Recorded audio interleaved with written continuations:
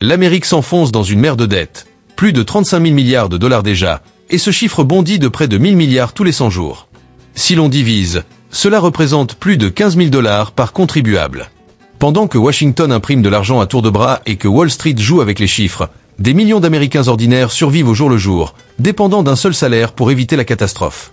Déjà, certains États plient sous le poids des retraites impossibles à financer, des hôpitaux en faillite, des écoles qui tombent en ruine et des habitants qui s'en vont. Quand la prochaine récession frappera, certains ne feront pas que souffrir, ils s'effondreront complètement. Aujourd'hui, regardons ensemble les 10 États américains les plus vulnérables, ceux qui risquent de s'écrouler les premiers quand le château de cartes économiques du pays finira par tomber. Numéro 10, la Virginie occidentale. La Virginie occidentale est sans doute le plus triste avertissement de ce que peut devenir un effondrement économique au ralenti. Autrefois cœur battant de l'industrie du charbon, l'État a vu ce secteur perdre plus de 75% de son activité depuis 2010. Des dizaines de milliers d'emplois stables et bien payés ont disparu, laissant derrière eux des villes entières exsangues. Rien n'est vraiment venu remplacer le charbon, seulement des petits boulots précaires dans les services et une dépendance croissante aux aides fédérales. Résultat, près de 20% de la population vit sous le seuil de pauvreté, contre une moyenne nationale de 12%, et le revenu médian des ménages plafonne autour de 55 000 dollars, soit 15 000 de moins que la moyenne américaine. Le marché du travail, lui, s'est effondré. Seuls 54% des adultes en âge de travailler ont encore un emploi ou cherchent activement à en trouver. Presque la moitié de la population active a tout simplement quitté le jeu économique. Ce n'est pas juste du chômage, c'est une reddition collective. À cela s'ajoute le fléau des opioïdes. La Virginie occidentale détient le record du pays en matière de décès par overdose, atteignant 84 morts pour 100 000 habitants dans certains comtés. Une véritable hémorragie humaine et financière, qui vide les caisses de l'État et détruit des communautés entières. Comme si cela ne suffisait pas, la population recule. Depuis 2010, l'État a perdu plus de 100 000 habitants, soit une baisse de 6% en à peine une décennie. Les jeunes diplômés partent aussitôt vers des États comme la Caroline du Nord, l'Ohio ou le Texas. Ceux qui restent forment l'une des populations les plus âgées du pays. Près de 21% des habitants ont plus de 65 ans. Cela signifie davantage de dépenses en santé et en retraite, mais moins de travailleurs pour financer le tout. Les infrastructures tombent elles aussi en morceaux. Le retard accumulé dans les routes, les ponts et les réseaux d'eau est colossal. Certains comtés signalent qu'un pont sur 5 est en mauvais état structurel. Quant aux finances publiques, elles sont au bord du vide. Plus de 35% du budget de l'État dépend directement de Washington. Si l'argent fédéral se tarit ou si une récession réduit encore les revenus, il n'y aura plus aucun filet de sécurité. La Virginie occidentale ne se prépare pas à l'effondrement. Elle est déjà dedans. La seule question est de savoir jusqu'où elle chutera lors du prochain choc. Numéro 9, le Mississippi. Le Mississippi détient le triste record d'être dernier dans quasiment toutes les grandes statistiques économiques du pays. Avec un revenu médian des ménages d'Axe en grave peine 48 000 dollars, il se situe 22 000 dollars en dessous de la moyenne nationale. Résultat, des millions de familles survivent au minimum vital. La pauvreté est profondément enracinée. 20% des habitants vivent sous le seuil, et dans certains comtés ruraux, ce chiffre grimpe à plus de 35%, piégeant des régions entières dans une misère générationnelle. Le marché du travail confirme ce sombre tableau. Seulement 56% des adultes en âge de travailler ont un emploi ou en cherchent un, le taux de participation le plus bas du pays. Ce n'est pas seulement du chômage, mais une véritable résignation collective. L'éducation reflète cette détresse. Le Mississippi se classe 50e dans les résultats scolaires, avec des écoles sous-financées et peu d'opportunités dans l'enseignement supérieur. Les jeunes les plus talentueux partent et ne reviennent jamais. La santé est un autre point noir. L'État affiche le taux de mortalité infantile le plus élevé d'Amérique et une espérance de vie inférieure de 5 ans à la moyenne nationale. Les hôpitaux ruraux ferment les uns après les autres, obligeant certains habitants à parcourir plus d'1 heure pour atteindre un service d'urgence. Avec 14% de la population sans assurance santé, un simple accident médical peut plonger une famille dans la faillite. Les infrastructures ne sont pas mieux loties. Près de 25% des ponts sont jugés dangereux et l'État accumule des milliards de retards dans l'entretien des routes et des réseaux d'eau. La crise de l'eau à Jackson n'est que la partie émergée de l'iceberg. Côté finances, le Mississippi dépend pour plus de 40% de son budget des transferts fédéraux, sans véritable épargne pour les mauvais jours. Le cocktail est explosif. Pauvreté massive, mauvaise santé publique, éducation en panne et une main-d'œuvre qui s'effrite. Quand la prochaine crise économique frappera, le Mississippi ne risque pas seulement une récession. Il risque un effondrement complet des services essentiels. Numéro 8, le Michigan. On présente souvent le Michigan comme une réussite après le crash de 2008. Mais derrière l'image d'un centre-ville de Détroit rénové ou d'Ann Arbor en plein essor technologique, l'État reste profondément fragile. L'industrie automobile a certes repris des couleurs, mais la dépendance est toujours énorme. En 2024, près de 20% du PIB de l'État provenait encore de la fabrication, ce qui le rend extrêmement vulnérable aux crises mondiales de la demande. Côté finances des ménages, la réalité est dure. Plus de 40% des habitants peinent à payer leurs factures, sont accablés de dettes médicales ou ont fait défaut sur leurs prêts. Le revenu médian des foyers tourne autour de 63 000 $, en dessous de la moyenne américaine.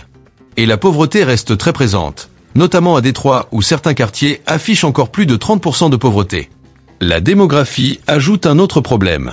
Entre 2020 et 2024, le Michigan a perdu plus de 100 000 habitants. Des villes entières se vident, les familles partant vers le sud ou l'ouest. Moins d'habitants, c'est moins de recettes fiscales, et une population qui vieillit et s'appauvrit, dépendante de services publics déjà sous pression. À Détroit, près de 21% des logements sont vides, créant un paysage de maisons abandonnées qui tire vers le bas la valeur des propriétés voisines. Les infrastructures sont parmi les pires du pays.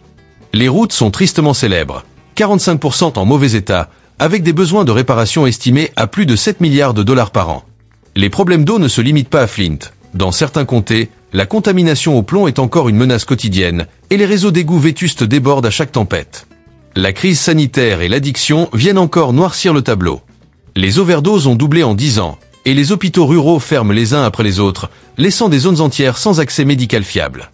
Dans cet état, un ralentissement du secteur automobile peut suffire à déclencher une nouvelle vague de licenciements massifs et de saisies immobilières, comme en 2008, où le Michigan avait mené le pays en nombre de maisons saisies.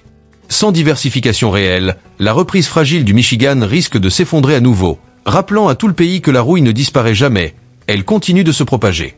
Numéro 7, l'Alabama. L'Alabama aime mettre en avant sa fierté culturelle, ses victoires universitaires en football et ses paysages magnifiques. Mais derrière cette image brillante, ses fondations économiques se fissurent rapidement. Le revenu médian des foyers y tourne autour de 59 000 $, ce qui place l'État dans les 10 plus bas du pays. Environ 16% de la population vit dans la pauvreté, soit près de 800 000 habitants qui peinent chaque jour à joindre les deux bouts. L'éducation, qui devrait être le moteur de l'avenir, est l'un des talons d'Achille de l'Alabama. Classé régulièrement dans les 5 derniers au niveau national, le système scolaire public souffre d'un sous-financement chronique, d'un manque d'enseignants et de taux de diplomation faible. À peine 27% des adultes possèdent un diplôme universitaire, bien en dessous de la moyenne nationale de 36%. Ce déficit éducatif appauvrit la relève et pousse les jeunes qualifiés à s'exiler vers la Géorgie ou le Texas. La santé n'est pas épargnée. L'État a refusé d'étendre Medicaid, laissant près de 300 000 personnes sans couverture médicale abordable. Conséquence, plus de 15 hôpitaux ruraux ont fermé depuis 2010, transformant de vastes zones en déserts médicaux. Le taux de mortalité infantile figure parmi les plus élevés du pays, et l'espérance de vie est inférieure de 3 ans à la moyenne américaine. Les infrastructures accentuent la crise. Routes et ponts ont reçu la note inquiétante de D+, par les ingénieurs, avec plus de 16% des ponts jugés dangereux. Dans les campagnes, l'accès à Internet reste limité, freinant la création d'emplois et enfermant des communautés entières dans la stagnation. Sur le plan budgétaire, l'Alabama n'a pratiquement aucune marge de manœuvre. Son fonds de réserve est l'un des plus minces du pays. De plus, sa forte dépendance à des industries comme l'aéronautique, l'automobile et l'agriculture le rend extrêmement vulnérable aux chocs commerciaux mondiaux. Lors de la prochaine récession, l'Alabama risque non seulement de souffrir économiquement, mais aussi de voir ses services publics se désintégrer. Écoles fermées prématurément, hôpitaux refusant des patients, communautés abandonnées. Les fissures actuelles pourraient alors se transformer en véritable effondrement. Numéro 6, l'Arkansas. L'Arkansas n'attire pas les projecteurs comme la Californie ou New York, mais sa crise est tout aussi réelle, bien que silencieuse. Le revenu médian des ménages plafonne à 53 000 $, l'un des plus faibles du pays, et 15% des habitants vivent dans la pauvreté. Les zones rurales en paient le prix fort. Peu d'emplois disponibles, soins médicaux éloignés et petites entreprises qui ferment les unes après les autres. L'accès aux soins est particulièrement préoccupant. Plus de 200 000 habitants n'ont pas d'assurance santé, plaçant l'Arkansas parmi les États les plus touchés. Dans certains comtés, les résidents doivent parcourir plus de 80 km pour consulter un médecin. Depuis 2010, 10 hôpitaux ruraux ont fermé, laissant des milliers de personnes sans secours rapide en cas d'urgence. Sans surprise, la dette médicale est l'une des principales causes de faillite familiale. Côté éducation, le tableau n'est pas plus réjouissant. Moins d'un quart des adultes détiennent un diplôme universitaire. Les écoles rurales fonctionnent avec des infrastructures vieillissantes et des budgets limités, aggravée par un manque d'enseignants. Résultat, l'État peine à former une main-d'œuvre capable d'attirer les industries modernes et diversifiées. L'économie reste dangereusement concentrée. Certes, Walmart, basé à Bentonville, est le plus gros employeur privé, mais même ce géant réduit ses coûts et automatise des emplois, mettant des dizaines de milliers de salariés en danger. L'agriculture et l'industrie manufacturière dominent toujours, mais elles subissent de plein fouet la baisse des marges, la concurrence étrangère et l'instabilité des marchés. Les infrastructures reflètent aussi ce retard. Dans les campagnes, près de 40% des habitants n'ont pas d'accès Internet fiable, un handicap majeur en 2025. Routes et ponts nécessitent des milliards de dollars en réparation, mais le budget de l'État est limité. Près de 45% de ses revenus dépendent directement de Washington, une dépendance risquée face aux aléas politiques. La crise de l'Arkansas n'est pas brutale comme un krach boursier. C'est une lente hémorragie, familles qui partent, hôpitaux qui ferment, emplois qui disparaissent et jeunes qui ne reviennent jamais. Derrière le silence, l'État se vide peu à peu. Et lorsque la prochaine récession surviendra, son économie fragile révélera toute son instabilité. Numéro 5, le Kentucky. Le Kentucky illustre parfaitement ce qui arrive lorsqu'une économie repose sur une seule industrie qui finit par s'effondrer. Autrefois porté par le charbon, l'État a vu ce pilier s'écrouler. Depuis 2010, les emplois miniers ont chuté de plus de 60%, laissant des comtés entiers, surtout dans l'Est, avec des taux de chômage bien supérieurs à la moyenne nationale. Le résultat est une pauvreté persistante qui traverse les générations. Les chiffres sont parlants. Le revenu médian des ménages tourne autour de 57 000 $, plaçant l'État au 47e rang national. Près de 17% des habitants vivent dans la pauvreté, et dans certains comtés des Appalaches, ce taux dépasse les 25%, avec des familles vivant grâce aux bons alimentaires et aux aides sociales.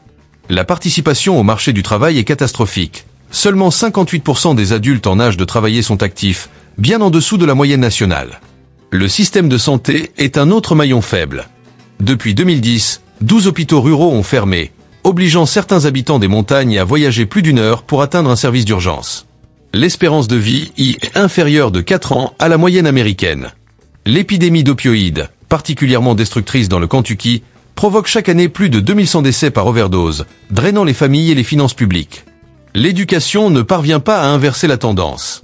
Seuls 27% des adultes ont un diplôme universitaire, et les écoles des zones rurales, sous-financées et vétustes, peinent à maintenir des taux de réussite acceptables. Les jeunes, eux, partent ailleurs pour réussir, alimentant un cercle vicieux. Les talents s'en vont, la pauvreté s'enracine. L'économie reste trop dépendante de secteurs en déclin comme le charbon et le tabac, tandis que les nouveaux investissements tardent à arriver. Les infrastructures s'usent, près d'un pont sur 10 est en mauvais état, et l'accès Internet en zone rurale reste insuffisant. Lors de la prochaine récession, le Kentucky ne risque pas seulement une montée du chômage. Il pourrait voir des régions entières sombrer dans un abandon économique total. Perdues dans les montagnes, certaines communautés sont déjà à la limite entre survie et effondrement. Numéro 4. Le Nevada. Le Nevada brille sous les lumières de Las Vegas, mais derrière ce décor étincelant, son économie repose sur une mise très risquée. Près d'un tiers de sa main-d'œuvre dépend directement du tourisme, de l'hôtellerie et des casinos, des secteurs parmi les plus instables lors des crises. Dès que les visiteurs cessent d'affluer, l'État ne ralentit pas simplement, il s'effondre. Le marché de l'emploi en est la preuve. Le Nevada affiche l'un des taux de chômage les plus volatiles du pays, passant en un an de 3,6% à plus de 4,2%. Et lors de la grande récession, il a atteint plus de 13%, un record national, laissant des milliers de travailleurs sur le carreau sans véritable reprise derrière. L'immobilier suit la même logique chaotique. Le Nevada fut l'épicentre de la crise de 2008, avec le deuxième plus haut taux de saisie du pays. Les prix ont depuis bondi de plus de 40% depuis 2020, mais au détriment des familles. À Las Vegas, le prix médian d'une maison dépasse désormais 450 000 $, alors que le revenu médian des ménages tourne autour de 72 000 $. Résultat, les budgets sont étouffés et un nouveau krach pourrait provoquer une vague de saisie encore plus violente. En dehors de Las Vegas et Reno, la situation est encore plus sombre. Exode des habitants, services de santé limités et économie rurale fragile. À cela s'ajoute une infrastructure sous pression. Un pont sur 5 est jugé défaillant, tandis que la pénurie d'eau devient une menace existentielle, avec le système de réservoir du fleuve Colorado à des niveaux historiquement bas. Le budget de l'État, lui aussi, repose sur une base fragile. Sans impôt sur le revenu, le Nevada dépend des taxes de vente, du tourisme et des jeux d'argent, toutes des sources extrêmement cycliques. La pandémie l'a prouvé. Quand la fréquentation a chuté de 30%, les caisses publiques ont été vidées et les services drastiquement coupés. L'économie du Nevada ressemble donc à un immense pari de casino. séduisante tant que les déroule en sa faveur, mais destructrice au moindre revers. La prochaine tempête économique pourrait bien faire tomber ce château de cartes bâti sur le tourisme. Numéro 3. La Louisiane. La Louisiane cumule les difficultés, et les chiffres parlent d'eux-mêmes. Près de 19% de sa population vit sous le seuil de pauvreté, soit environ 900 000 personnes, ce qui place l'État parmi les plus pauvres du pays. Son revenu médian des ménages, autour de 56 000 $, est également l'un des plus bas. Son économie repose encore largement sur le pétrole et le gaz, deux secteurs soumis à des cycles de boom et de chute brutaux. Chaque baisse des prix mondiaux se traduit par des pertes d'emplois et des villes entières fragilisées. Faute de diversification, les fermetures d'usines et l'abandon des petites villes se multiplient. À cela s'ajoutent les catastrophes naturelles. L'ouragan Ida en 2021 a infligé plus de 75 milliards de dollars de dégâts, détruisant routes, logements et entreprises. La Louisiane n'a pas les réserves financières nécessaires pour se relever rapidement. Chaque nouvelle saison cyclonique menace donc d'anéantir des années d'efforts. Les infrastructures, elles, sont dans un état alarmant. L'American Society of Civil Engineers a attribué à l'État une note de D+. Plus de 1500 ponts sont jugés structurellement déficients, tandis que routes, digues et réseaux d'eau nécessitent des investissements colossaux.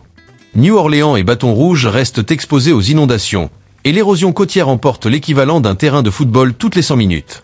Le problème est aussi humain. La fuite des cerveaux est massive. Plus de 70% des diplômés de LSU quittent la Louisiane dans les 5 ans, emportant compétences et impôts avec eux. Résultat, la population stagne, et dans certaines paroisses rurales, elle s'effondre. La santé publique n'échappe pas à la crise. Taux d'assurance faible, hôpitaux saturés et zones rurales démunies. En réalité, la Louisiane ne se contente pas d'être économiquement fragile.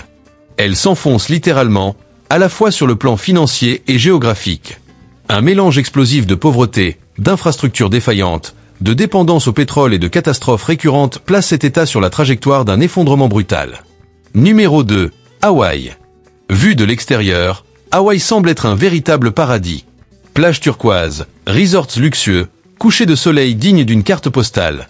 Mais pour les habitants, le rêve tourne au cauchemar économique. Le prix médian d'une maison dépasse les 850 000 $, alors que le revenu médian des ménages plafonne à 88 000 $. Concrètement, une famille moyenne devrait épargner pendant près de 10 ans, sans dépenser un centime, juste pour verser un apport initial. Pour beaucoup, devenir propriétaire est désormais hors de portée. Et ce n'est pas tout. Hawaï détient le coût de la vie le plus élevé des États-Unis. Un simple gallon de lait dépasse 6 $, l'essence grimpe régulièrement au-dessus de 5 $ le gallon, et pratiquement tous les biens, nourriture, électricité, produits du quotidien coûtent presque 2 fois plus cher qu'ailleurs, car tout ou presque doit être importé.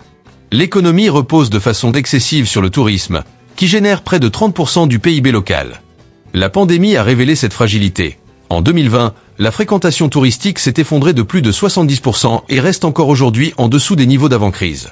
Cela a laissé des dizaines de milliers de personnes sans emploi et asséché les finances publiques. La moindre récession mondiale, catastrophe naturelle ou tension géopolitique pourrait à nouveau paralyser l'archipel. Résultat, un exode massif.